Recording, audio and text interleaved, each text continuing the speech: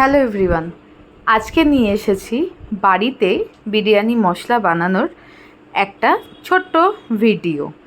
এখানে আমি প্রথমেই নিয়ে নিচ্ছি 2 চামচ জিরা, 1 চামচ সাজিরা, এটা নিলাম 1 থেকে 1.5 চামচের মতো মৌরি, 1 চামচ গোলমরিচ, 2 চামচ ধনে।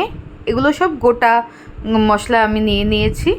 তারপরে নিয়েছি একটা জরিত্রী, আর 2 কি 3টে শুকনো লঙ্কা, অর্ধেক নাটমেগ বা জায়ফল, 4-5টে এলাচ, 2-3টে তেজপাতা এবং কয়েকটা দারচিনির ডাল, একটা স্টার অ্যানিস, 2টো যেটা কালো এলাচ বলে বা বড় এলাচ বা সামরিচ বলে সেটা, এবং কিছু লবঙ্গের দানা।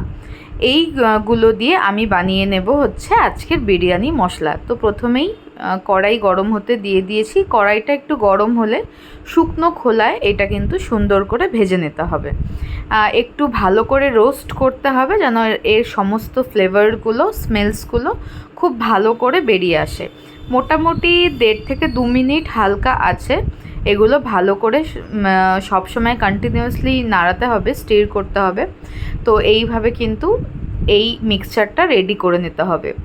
এই মিক্সচারটা রেডি হয়ে গেলে তারপরে এটাকে একটা প্লেটে ঢেলে ভালো করে ঠান্ডা করে নিতে হবে, কারণ যদি আপনারা গরম মিক্সিতে দেন তাহলে কিন্তু সমস্যা হতে পারে। তো ভালো করে ঠান্ডা হয়ে যাওয়ার পরে এটাকে মিক্সিতে গুঁড়ো করে, বা আপনারা পাটায় চাইলে পাটায় গুঁড়ো করতে পারেন, সম্পূর্ণ ভালো করে গুঁড়ো করে নিয়ে তৈরি হয়ে যাবে বাড়িতে বানানো হোমমেড বিরিয়ানির মশলা। এবং এটা খুব ভালো খেতে, আমি নিজে এটা দিয়েই বিরিয়ানি বানাই।